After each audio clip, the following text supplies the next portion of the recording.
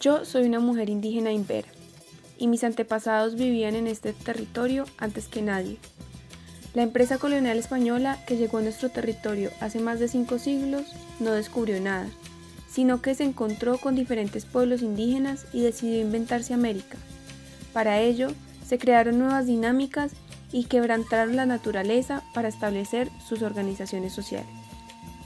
Nuestros antepasados veían la tierra, la vida y el río de otra manera. Pero cuando los europeos empezaron a colonizar nuestros territorios, querían que cambiáramos nuestra manera de ver el mundo, para que fuéramos más convenientes a sus procesos de encomienda que nos instrumentalizaba. Europa y los estados que se crearon después nos veían desde la lógica de buen indígena y mal indígena, y nos trataban desde una perspectiva paternalista. Sin embargo, el proceso de desculturización fue mucho más brusco de lo que se suele narrar. La creación de nuevas repúblicas en América Latina nos dio un papel de ciudadanos de segunda categoría. En 1989 se firmó el Convenio 169 de la OIT, que buscaba asegurar los derechos e integridad de los pueblos indígenas y tribales, para que pudiéramos vivir como nuestros pueblos siempre lo han hecho y hablar nuestra propia lengua, pues en el mundo hay 5.000 pueblos indígenas y 522 desde la Patagonia hasta el sur del río Bravo. Pero realmente para lograr a cabalidad nuestros propios derechos, y más como mujer indígena, necesito conocerlos. Para dejar de ser una ciudadana de segunda categoría, me tocó robarme esta lengua que no es mía y arrebatar la educación, y gracias a ello descubrí la libertad. Pues entendí que los pueblos indígenas tenemos derecho a vivir con nuestros usos y costumbres, pero solo si esa es nuestra decisión. En las últimas décadas, la movilización social y política de indígenas como yo nos ha asegurado mayores derechos, pues hemos logrado modificar las constituciones y las leyes de países latinoamericanos hacia unas mucho más justas y mucho más amables con el medio ambiente. Yo soy un indigenista comprometido con la causa. Hay que resaltar que si bien en un principio logramos grandes cosas, en este momento estamos estancados. Los gobiernos de nuestra región han hecho oídos sordos a una serie de demandas que hemos presentado ante sus gobiernos. Durante las distintas fases de nuestra lucha, hemos logrado separarnos y diferenciarnos como grupo propio. Ya no se nos confunde con la lucha campesina.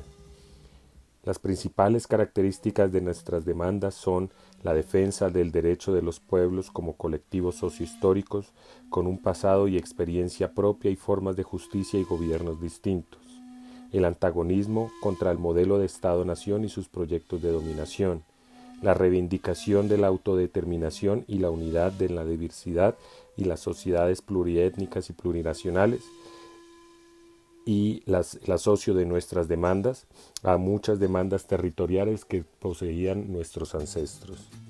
Asimismo, buscamos que se pase de la asimilación al reconocimiento. Ya no queremos vivir en estados en los que hay una homogeneidad de la población, sino que se hace una diferenciación de las etnias, y en este sentido queremos vivir como diferentes. Asimismo, buscamos una participación electoral y política, y si bien han existido durante muchos tiempos y en la región distintos grupos que han acudido a las armas como medio legítimo para obtener nuestras demandas, en el centro del movimiento indigenista está el respeto por la democracia y las formas pacíficas para obtener los resultados. Por esto, el indigenismo es mucho más que una simple lucha cultural. Es una lucha política, social y de derechos humanos. El reconocimiento de nuestros derechos hará más grande nuestra humanidad. Yo soy francés, soy estudiante en Ciencias Sociales y desde que descubrí América Latina quiero saber más sobre los pueblos que poblaban la región antes de nuestra llegada. Los movimientos indígenas del continente, mediante alianzas entre los grupos de diferentes regiones geográficas, consiguieron acceder a la ONU, lo que les ofreció la posibilidad, por primera vez en su historia, de influir en las políticas que les conciernen. Para obtener una visibilidad importante frente a los estados, las organizaciones internacionales o el público, y así hacer escuchar sus reivindicaciones, se presentaron en trajes ancestrales, pinturas y otros símbolos de sus pueblos, para cuadrar con la visión occidental de la alteridad. Esta instrumentalización de la diferencia les permitió acceder a una visibilidad y un apoyo internacional sin precedentes.